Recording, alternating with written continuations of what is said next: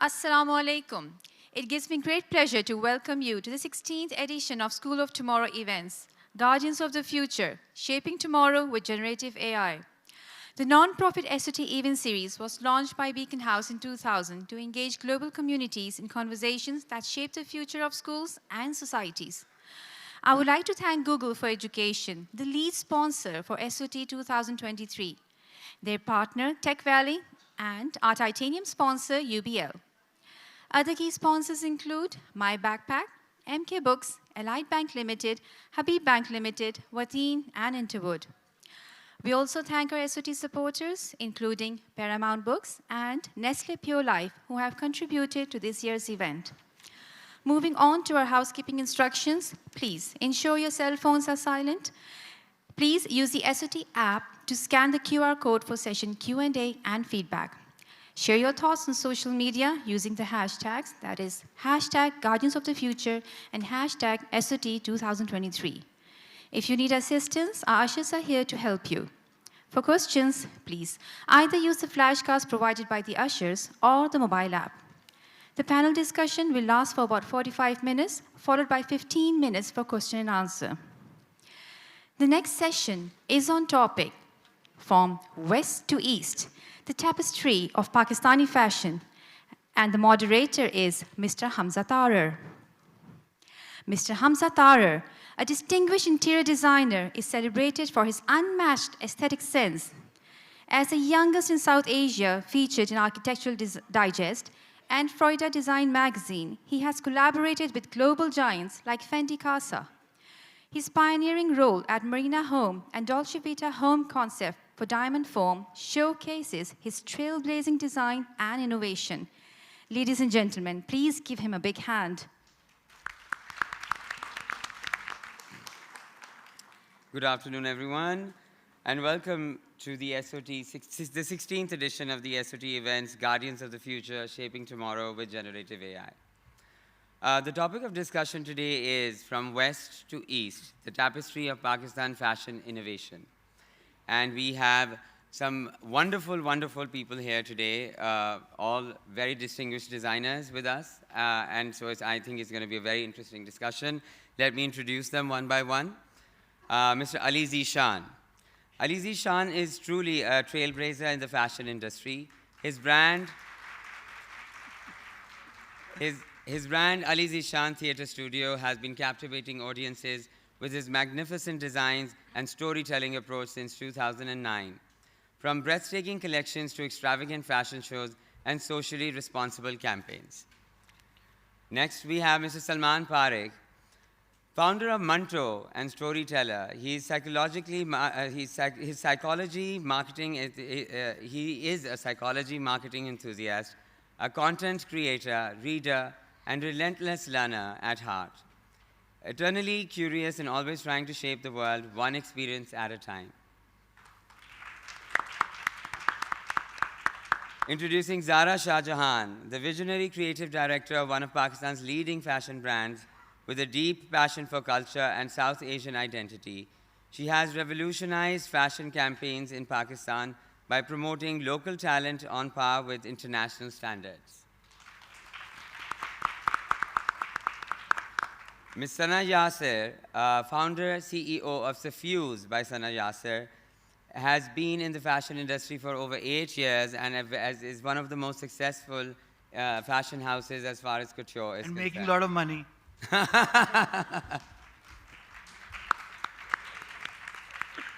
man. And the man who I don't think really needs an introduction, but I will still introduce you, Mr. Deepak Parwani. Deepak Parwani, a pioneer of Pakistan fashion, with a legacy spanning 3 decades. He has earned 6 Lux Style Awards, 2 MTV Style Guru Awards, the Best International Designer Award at Miami Fashion Week. He is the 6th innovative design house globally as recognized by the European Fashion Council. He's the only Pakistan designer featured in the Atlas of International Fashion Designers of the World. He has chaired the Pakistan Fashion Council. He's the board of direct governors of PIFD and is on the board for PNCA. I hope I said it right. Good enough. Okay, so the topic of discussion, as I said, fashion isn't just sequins and silhouettes. It is what reflects, it is what forms a culture, a society, and personal identity. Particularly as far as Pakistan is concerned, I think fashion plays a very important role in our society. It shows what our culture is. It reflects our tradition, and it is very important that we keep it that way. And technology has a very important role in fashion industry because it keeps on uh, changing it, it keeps on forming and I would like to know what our designers have to say. My first question would be, does the Pakistan fashion industry mold societal, cultural, and individual identities, or is it more of a reflection? Ali, would you like to say something about that? Hi everyone, thank you for having me over. So, fashion is never created overnight. It has a baggage of history, geographical placement. So, especially with Pakistani fashion, so we need to go a little back. First, the subcontinent, and then British influence, then Indian influence.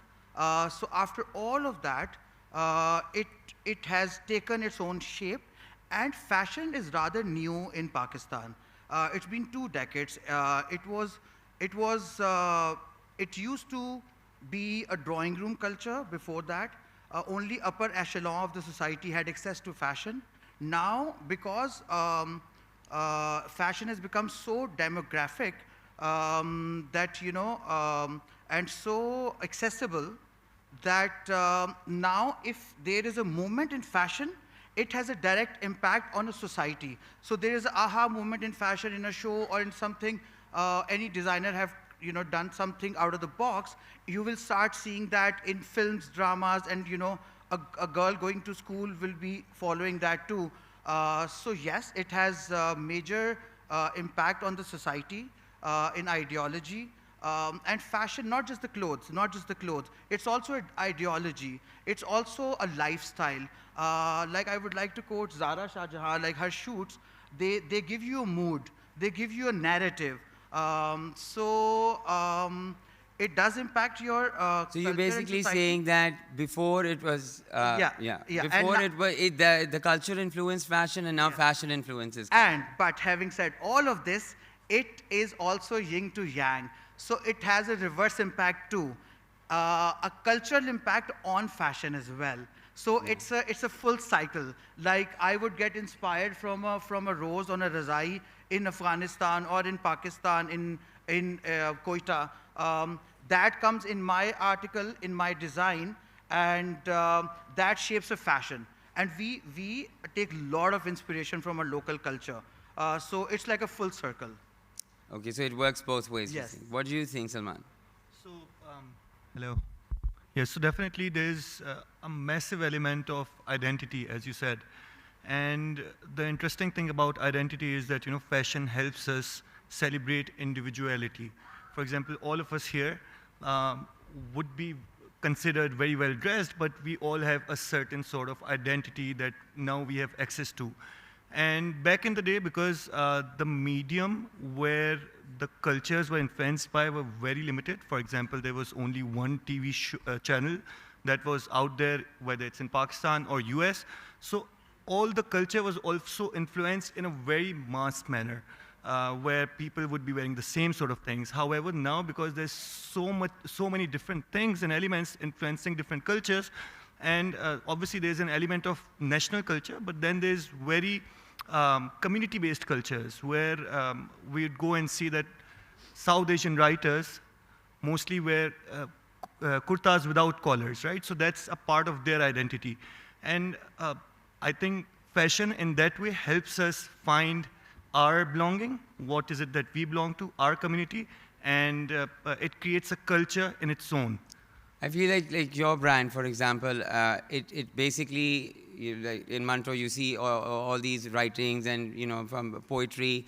So that's basically taking culture and bringing it to fashion, right? So are you saying that you take your inspiration from the culture, or you think you're giving back something to the culture? Are you changing a certain society by doing that? So definitely, as step one, it's a lot that we take from the culture itself. It's what has shaped us individually as well. And then once we have decided to take the responsibility of putting it out there, it becomes our responsibility to do justice to this and do the right sort of contribution and make sure that we are very clear that who it's for. And I'm sure that, whether ornis or shirts with Urdu writing may not be liked by every other person, but there's a certain sort of community of people that say, oh, this resonates with me, and this is where I belong. So in that sense, yes, we do take from culture, but it's also our responsibility to do justice to it. And I think by doing that, it also opens up the society to more options, and it makes them feel that it's okay. It's good to, like some people might, initially think that, oh, why is there Urdu writing on something? And I feel that if you keep seeing that again and again, and it's put in their head, and they start liking it, it becomes a trend, and that's... And it's also about what kind of people are wearing it. Yeah. So such amazing people that I see even during this SOT events, where the people that I would look up to, educators, doctors, journalists. So when we see people that we look up to embracing something, it also, and if we want to become a part of their ideology, their community, we kind of start doing what we do. So there's this concept called people like us do things like this. And that defines almost all the decisions that we take. So if I wake up early in the morning, I've decided that people like us do things like this. If I stay up late and work, that's what I've decided. So seeing the right sort of people wear what they're wearing also influences our choices in fashion. Zara, what would you like to say on this? When I started my brand, and I was looking for an identity for the brand as well, and I was looking within myself and within the culture, I do think that Pakistan, one question that I keep on saying that everybody should ask is that why fashion has done well in Pakistan. So we've seen that fashion has always been such a frivolous topic in Pakistan, because we do have very serious issues. We do have, Pakistan is a developing country, and if you look at it from a world's point of view, world looking towards Pakistan, they would never think that fashion is so big in Pakistan. So the question arises that why did Pakistan do well? You go to any mall all over the world, you'll see Zara, H&M, all these big stores. It's Turkey, Thailand, any cultural, Malaysia, whatever, their malls, you won't see such big local brands thriving like Khadi, Sapphires and all, with big stores influencing the culture of mall culture as well within Pakistan. And that question arises that we, 20 years ago, we were struggling with the Pakistani identity. We have a major we have and had a major identity crisis within our culture, because anything very desi was considered Indian, anything very modern and glittery and crystallized was considered Arab. So we have these, within fashion, have these two very strong identities going on as well. And the more rich you are more Arab culture influenced, and the more middle class you are or lower income you're more desi. That is a very major differentiation between fashion culture as well. And so how do we change that? Where do I fit into that? Where do we have couture garments which are very desi? What is the Pakistani culture? What is the Pakistani kurta? So these are some identities that I struggled with a lot throughout my journey.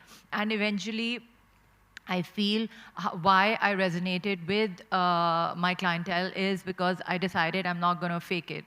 I'm very Lahori, I'm very Pendu, I'm very Punjabi, and I'm not going to hide that. And I'm going to just do who I am and go from there. And somehow it just gave a voice to a lot of people, and that's how the brand started. And one of the reasons that Lahori fashion has made it big is because of this, because we are not influenced too much by our crowd or our fashion friends that, oh, this is Pendu or this is too desi. We can be desi and still be cool, and we are not influenced by our social culture over there.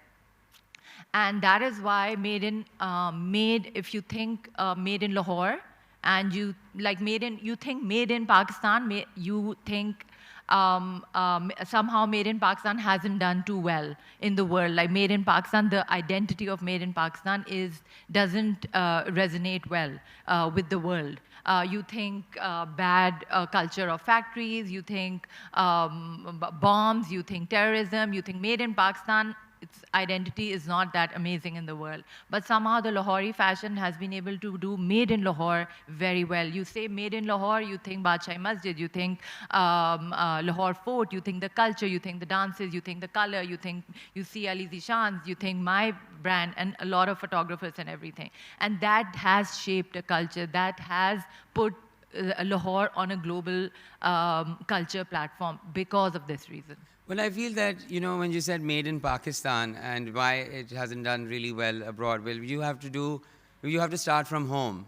Yeah. When we Pakistanis would not like something that says made in Pakistan, then why would the rest of the world No, because like it? we have, there are certain influence that the fashion doesn't have, which is the international media. Yeah. So we don't have that influence, right? Whatever the international media is portraying to the world, we can't control it, unfortunately. There are certain things, we love made in Pakistan, I love made in Pakistan, Yeah. but when it comes to an international forum, that hasn't been promoted. The branding has not done that well. But so are you saying that your brand has a lot of cultural influences in your brand? Like obviously you take your inspiration from the culture. So is it more that you take the influence from the culture, or you think, are you giving back to the culture more? It's together. It's It's together. first of all be true to who you are. I think that's where it starts. If you are going to constantly have influence from the West, then you're like, you're creating this a mismatch within the culture as well. Your eyes are seeing something else, and then you're influencing completely something else. One example was lawn. Have you ever seen any white blonde girl wearing lawn in the streets of Europe? No. So what are we seeing? We're seeing young Pakistani girls wearing lawn fabric in Pakistan, while the campaigns and the shoots are white blonde girls wearing lawn in Europe. That's a disconnect, complete disconnect. So these are the things that I feel that it comes from being true to yourself. Yeah, I think that was a very good thing. Like, I think it was one of your campaigns, and what I really liked was that it was just plain Jane, simple girls, just, that you would see randomly working in a house, and they were wearing your clothes, and that what I thought was a good reflection, because you have to see who's going to wear your product. And if you can see that, then obviously, otherwise, if you see someone who is not even Pakistani wearing that product and you're trying to be that, I don't think is right. You're absolutely right. Sana, what would you like to say? That cultural influence on you, or are you giving back to the culture? I feel anything in the form of art is influenced by some form of the culture, some form of whatever that we are known for. And I truly feel like being a Pakistani is also being part of the subcontinent that we are from. It's not entirely like we are a very fairly young country as compared to the subcontinent or the cultures around us. And we are somewhat very influenced by our neighboring countries or by what we were known for 100 years ago or 200 years ago. So yes, I mean, fashion is ever evolving. It's not the same thing that it was 20 years ago or 30 years ago. And we constantly take influence from, not just from within Pakistan, but also from everywhere else around the world. I do think that Pakistani culture, generally, the whatever that we can bring forth as a Pakistani brand is a lot more, we have a lot more to offer, as unfortunately that's been put out in the, generally if somebody, whoever is looking into Pakistan, they don't find it exciting to invest that time and energy to bring forth what we actually truly have to offer. So, but I feel like if we truly just stick to what we are doing right now, we'll eventually find our place within the community of fashion around the world, not just here in the subcontinent. I feel like our neighboring country has put in a lot of money and power into promoting who they are as a culture. like whatever they try to bring forth in terms of tourism and fashion and everything, it's like they're very proud and loud of who they are. And unfortunately, we just need to get there, as Zara said. Like, we have this weird conflict between, oh, we don't want to be too desi or we don't want to be too modern. And we're constantly juggling between both ends of the spectrum. But I feel we just need to find and stick to our true identity of who we are and really find our place in the where we stand within the culture, where we stand within the fashion community around the world, and just truly be proud and loud about what we can bring forth. Yeah. And that's great. And Deepak, what would you like to say? I think to sum it up, like Ali pointed out and Zara pointed out, that we can't see culture in a vacuum. Culture is, we've got a culture that's 5,000 years old, and to accept or to deny it is something, unfortunately, is what are the effects of, let's say, partition. But when we move forward, the real fashion really starts after the case of the exploding mangoes. Before that, you were kind of wearing a black sherwani, and everybody wore black sadris and white latha shalwar kameez, and that's how latha became famous. Let's put it that way. Now that we look at fashion, the real balance of retail, fashion, dynamic identity, it's only been the last 3 decades for Pakistan. Yeah. And that includes art, cinema, that includes design, that includes everything that has come out in the last 30 to 40 years. If you put culture in a box and you say, oh, culture started from here and then ended here or started from here, it's not possible because it's something that's ever evolving. Okay, and your influences are also ever evolving. Whether your influences are a rose from Quetta or a piece of relief from somewhere or an ajrak or a case or anything. Okay, these are your cultural identities, and those identities are amalgamated over hundreds of years, and you constantly take influence. Okay, so we can't also turn around and say, okay, oh, just because we've drawn let's say a line between 2 countries, the cultures don't amalgamate. They're very similar to each other also in terms of identity. The Red Bride is a great example of that culture. Okay, if we look at brides in Afghanistan, they were green. If you look at brides in Jordan or in Syria, they were white, or Saudi Arabia, they were white. Only because of culture amalgamation, our brides wear red, just like the Indian brides, for example. Okay? So culture cannot be dissected and then assimilated.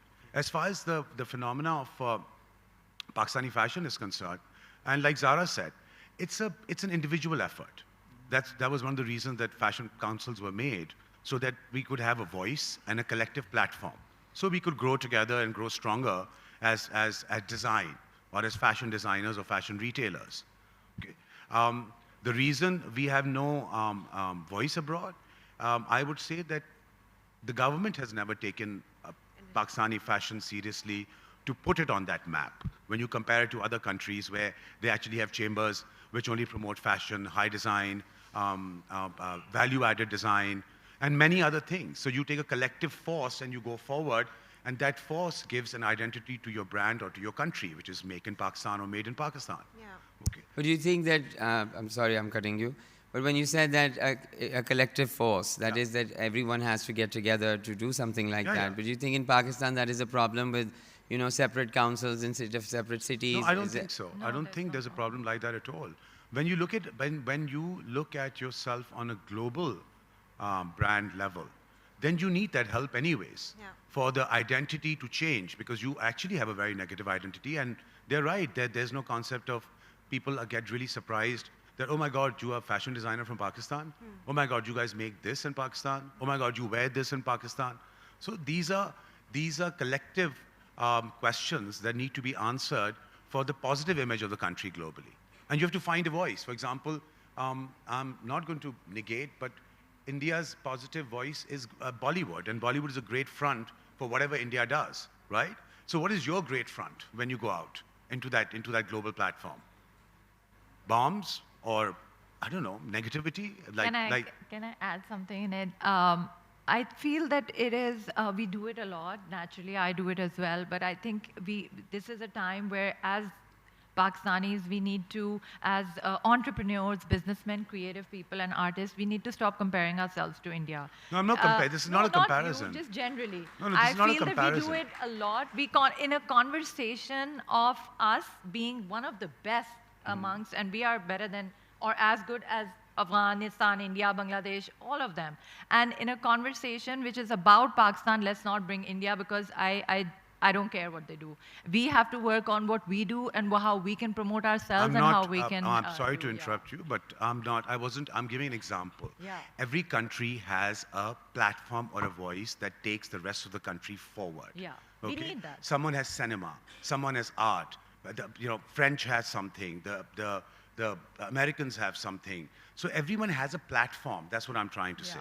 Okay, it's easier to compare a platform because it's right next door. Okay, there are countries that create platforms, and there are countries that already have platforms. In terms of, let's take, you guys don't want me to take that name. I'll say run by Dubai. Tulip. Like Netherlands run by Tulip, like Yeah. major economy. Yeah. Exactly. So yeah. So, or like Dubai, okay, how they are now creating a new identity for themselves without having any culture, without having any history, without any background, but they're making that effort. Yeah. We haven't made that effort. The effort has always been done on an individual platform, and it needs to come together to move onto a global platform. That's all it needs. So, a simple example, I remember years ago we were in Washington, and Pakistan had hired a PR company. And this PR company used to do the PR for Pakistan in the US Senate, and the same company had requested a meeting with the Pakistani authorities saying that we feel that you also need a global PR company for Pakistan as a country. Okay? And, but we do not agree to that because apparently we don't want a positive PR as such. But yeah, coming back to fashion, it is dynamic, it's incredible. We have our own identity.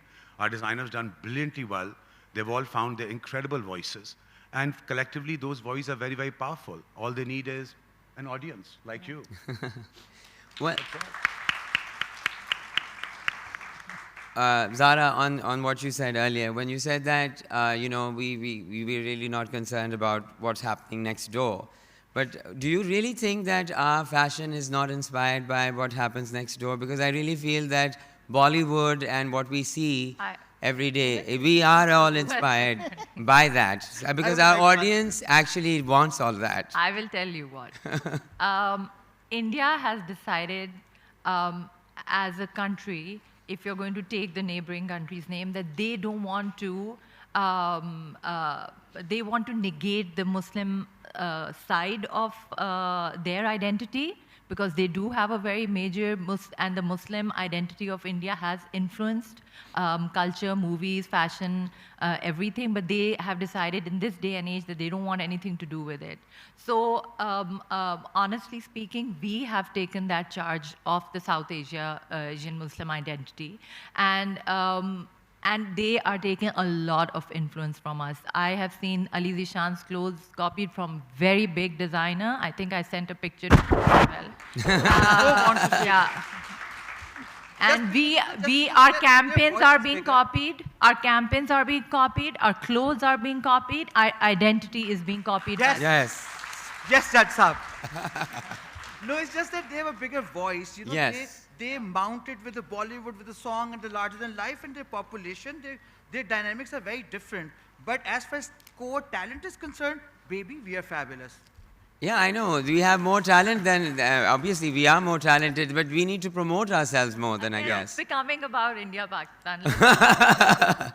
Okay, so going on to the next question. With the global surge in fast fashion, to what extent are Pakistani designers ensuring sustainable and ethical practices while addressing the challenges and opportunities? Guys? Starting with you, Ali. Sorry, come again? Okay.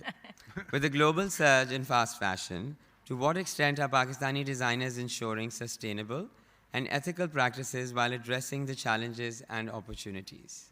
Okay, so this particular thing, I can only talk by myself. I am a big flag bearer for sustainability. I have made my ecosystem in a way that no waste goes out. We are plastic free.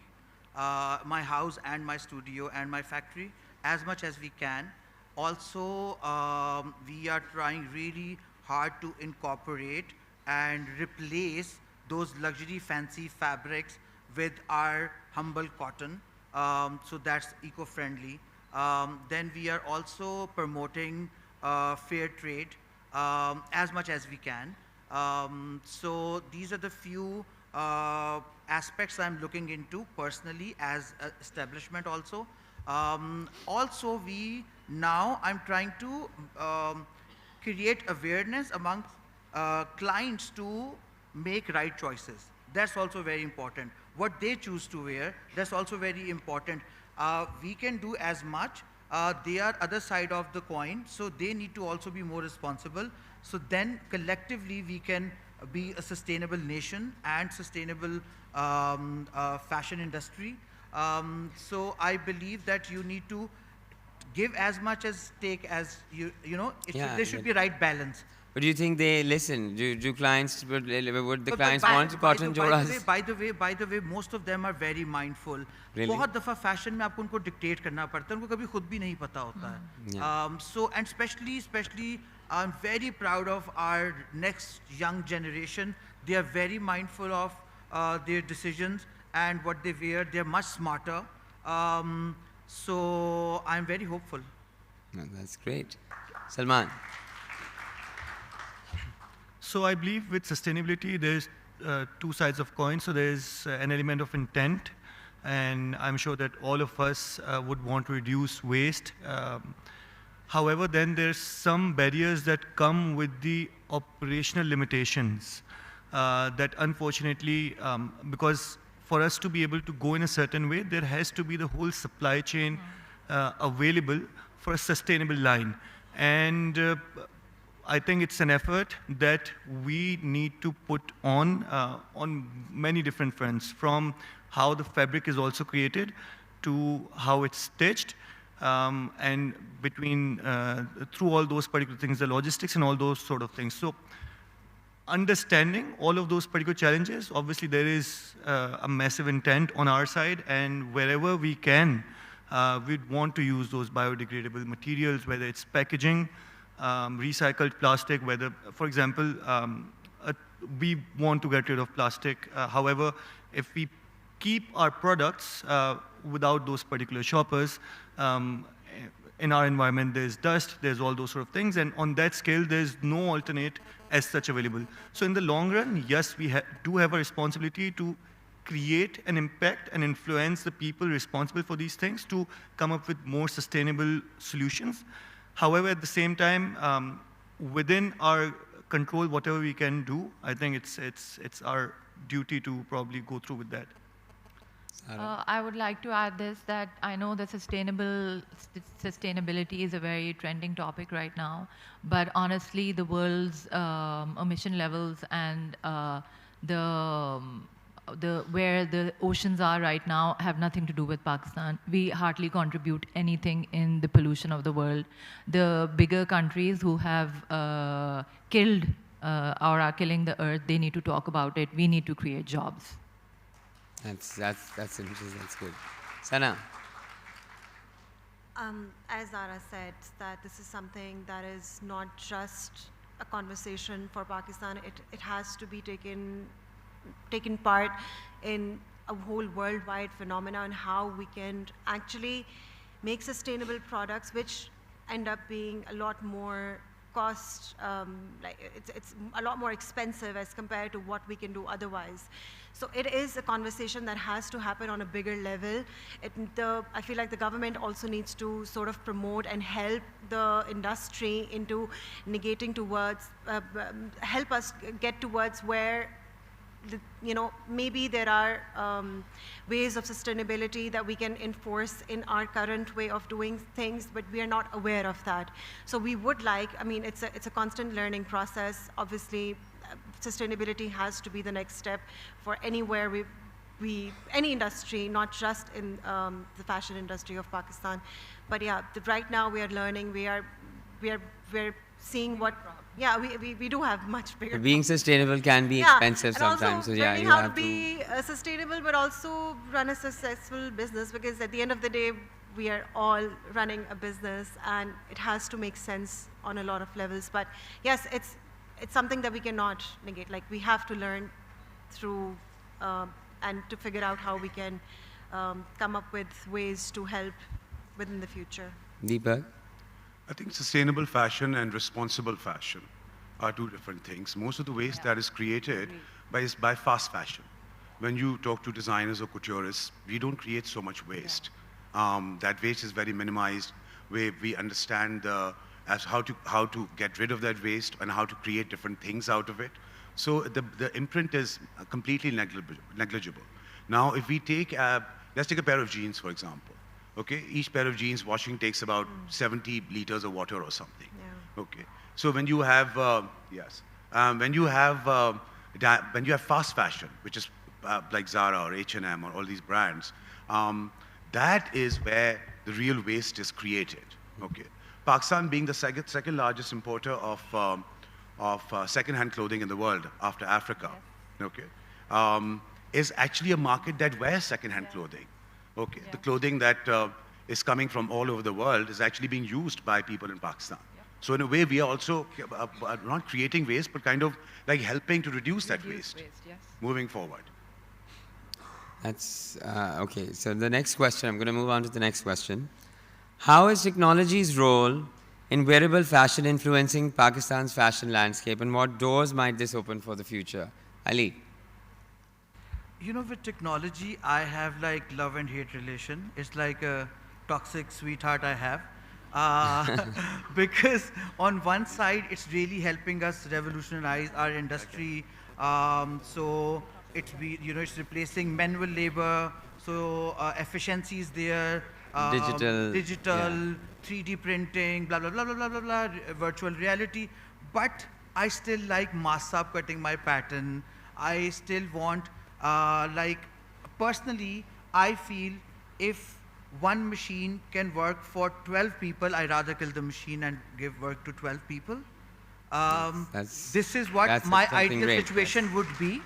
Having said that, it's really helping. I'm also adapting with it because I'm a very paper pencil person. I'm very like, my magic is between tip of the pen and the paper. That's where the real magic is. By the way, I'm learning digital drawing and, with my so I'm trying to cope up with that. As an industry, of course, it's really helping. What I have done is I have divided into two major segments. For the fast fashion, for Pret, where you need, by the way, fashion in Pakistan is on steroids right now.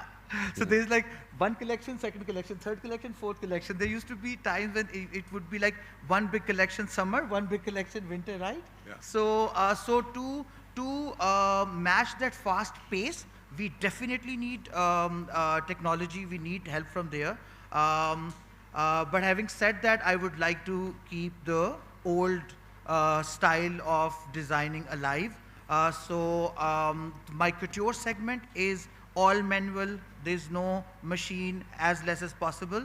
On the fast fashion side, which is Pret, luxury Pret, all the lines, that's where we use a lot of technology. So for mass production, basically, technology is a better idea, and for couture, you would like it to be, okay, that's great.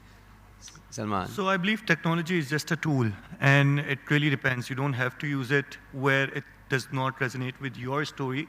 For example, in case of Ali's story, obviously, if in some of his couture, if he uses some of those technology, that may kill the purpose because his story is more organic, more raw in that sense. Yeah. So wherever, I think we need to kind of realize and be very clear about our own stories and where does technology fit in and can enable us. And I think the key word is enabling. So technology has done great favors. For example, if back in the day the barrier to entry was quite high, that if you had to start being out there to the public, you may had to invest in a shop, and then you had to make a lot of inventory to fill the shop. That is now replaced by just making a website and only making a few pieces and then trying and testing yourself out there. So definitely technology has brought so many new voices forward. For us, it played a massive role because we did not know anything, and still we are quite confused if we know so much about retail or not. But it's the availability, accessibility of technology that enabled us to test a lot of things, to see if our voice would be heard by someone. And if it's considered and taken in that particular sense, then it's a great thing to have. Yeah, I agree with him that technology is just a tool. And technology has, especially in countries like Pakistan, where we do have hand embroidery and local people doing a lot of work for us, we feel that we might lose, because of technology, they might lose jobs. But that hasn't happened. Technology has created a lot of new jobs. When multi-head embroidery machines came, everybody was very skeptical and said that hand embroiderers are going to lose their jobs and everything is going to go on multi-head. But multi-head created new jobs, which is the tracers. There are now thousands of tracers who work for the fashion industry, and tracers is an art in itself, and they're paid very, very well. And so each technology comes with its own challenge. It helps and it creates as well. You have to manage it properly. I'd like to add one thing, a very tiny thing. So there's always this fear that technology is coming and it's going to take our jobs. And even right now, there's a massive conversation that with AI, and there's a lot of these particular technology that would replace a lot of people. But at the same time, I think it enables us to focus on other things. For example, people are still there. They can still work on things, but the things that can be automated, for example, you needed a translator to translate Urdu to English, but now in near future, that job will not be there. But however, the people that were doing that job can now focus on some more value-creating sort of a job. So I think it also has an opportunity on that front. I also have a very love and hate relationship with technology when it comes to creating something. I feel like there are challenges when you, let's say, want to create something. You have this design in your mind and you want to put it forth in a collection, and you are trying to figure out, okay, what should the cost be? Like, what is the price point for this collection, and how do we work around it?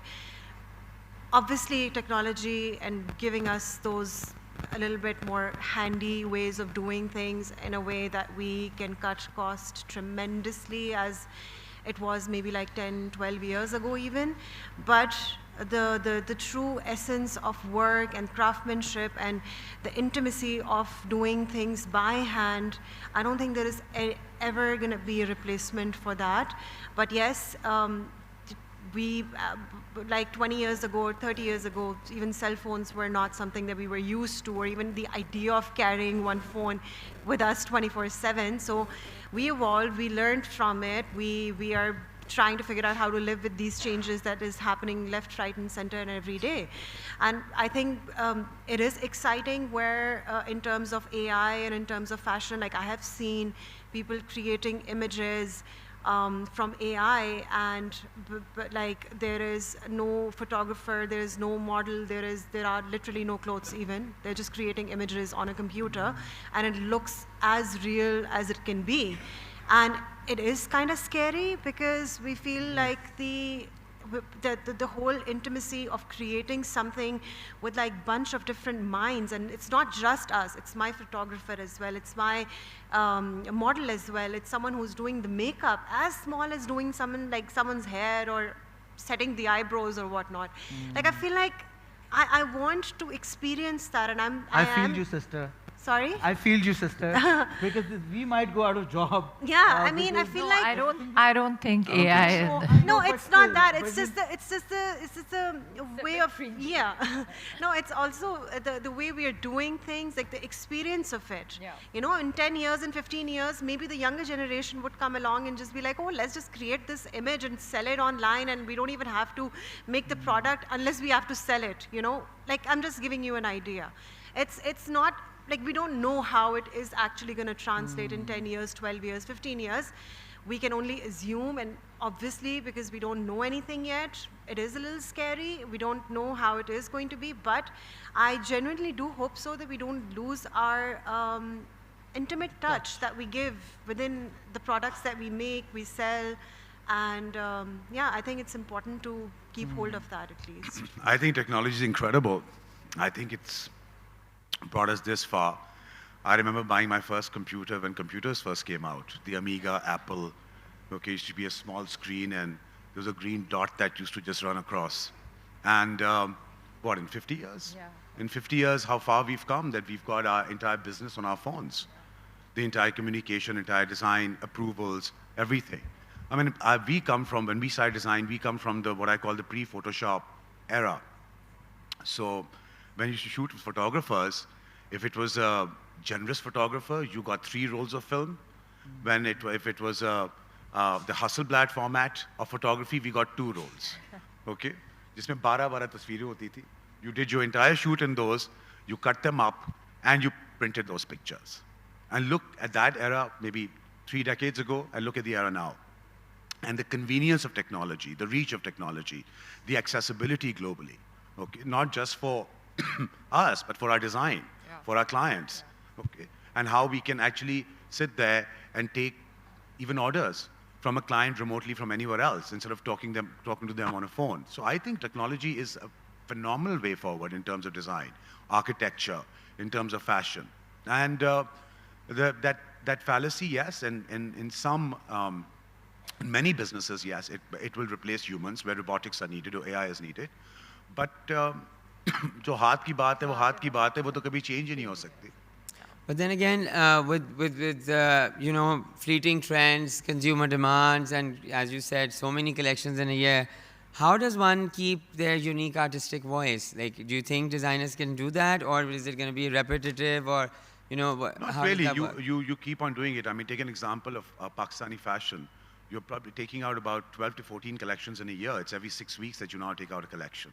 Okay, Eid collection and Valentine collection and New Year collection and Choti Eid collection and Christmas capsule or this capsule.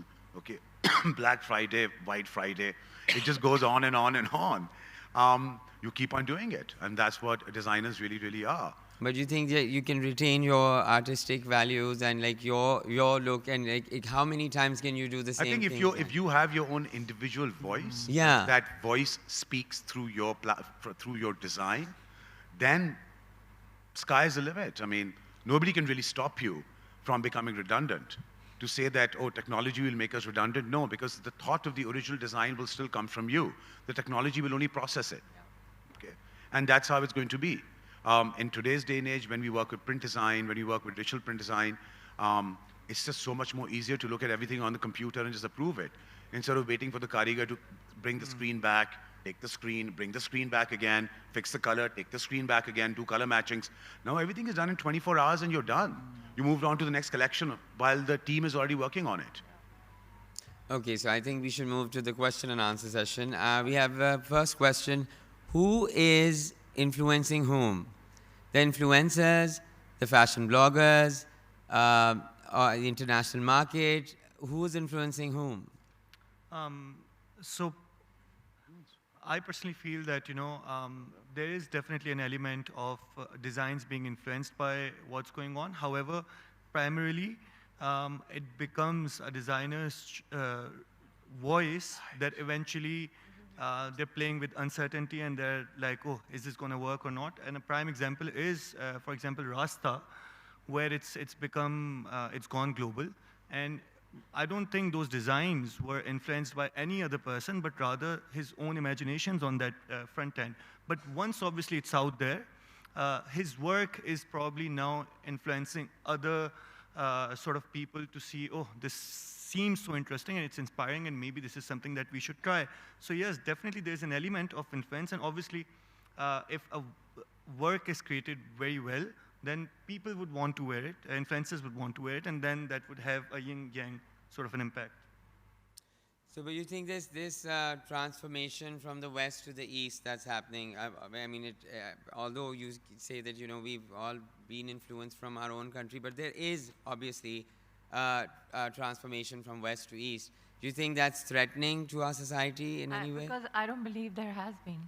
I think it's been east to west. If you right now go to any fast fashion brand right now, they are wearing long tunics, straight pants, looks like shalwar kameez. Eastern influence is much bigger than Eastern influences on fashion has always been much bigger. It could be Japan, it could be India, the biggest textile industry of the world, which have been for years, is always come from there. And yes, couture gowns, we don't wear couture gowns. They always come from West. Suits, couture gowns, they are Western fashion. They come from West, and that's how they dress.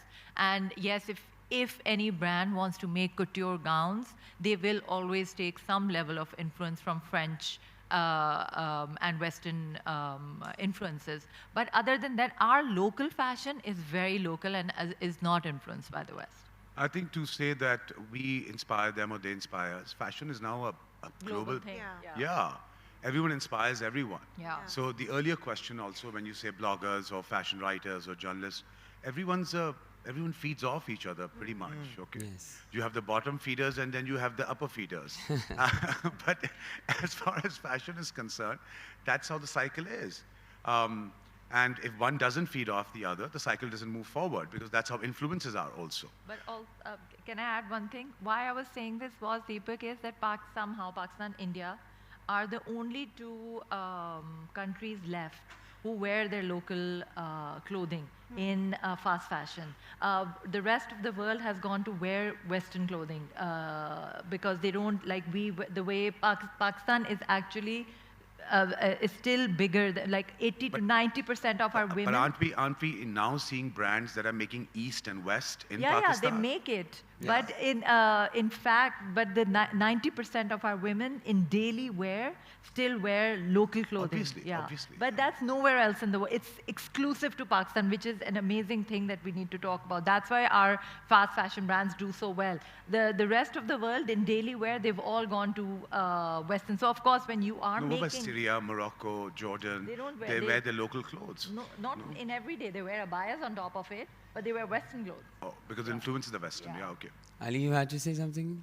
I think influence generally, there's a bigger scheme of things. It's more like जो अर्थ की movement में star closer होता है, that make some impact on earth. So एक ही time पे बहुत से लोगों को एक ही चीज़ पसंद आने लग जाती है. इसी तरह से जो बहुत बड़े अफेयर्स या बहुत मेजर चीज़ें होती हैं, big events world wide, may it be World War, may it be a pandemic, may it be, after pandemic, everybody started wearing casual more. So lazy casual became formal. So influence starts from there. Then of course, in marketing, what we have learned that it starts from the upper crust of the society, the models, the influencers, then the regular girl would wear it. And the filter down effect, that's what you say. Yeah. So it starts from the top and trickles down to the bottom. And you think can clothes be designed for all classes of the society? Yes, of course. Yeah, I mean, the trickle-down effect is between fast fashion and when they take inspiration from design houses. So Zara is a great example of that, the trickle-down effect. They copy everything off the RAM from high-end designers, and you find the same piece, same color, same cut in a cheaper fabric in their stores. And now Shein. Trickle-down effect.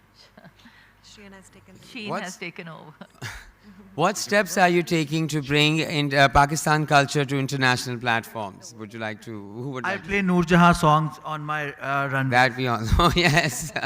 Really? Well, in your campaigns also. Yeah. What Super steps proud, are you taking Pakistan to bring proud. Pakistani culture to international platform? That's the thing is, Right. I'll be very honest. We are positioned in a place as a country. We are not on any international platform. Yeah, that's right? true. So, But maybe what steps would you like to take to be on? I'll answer that question.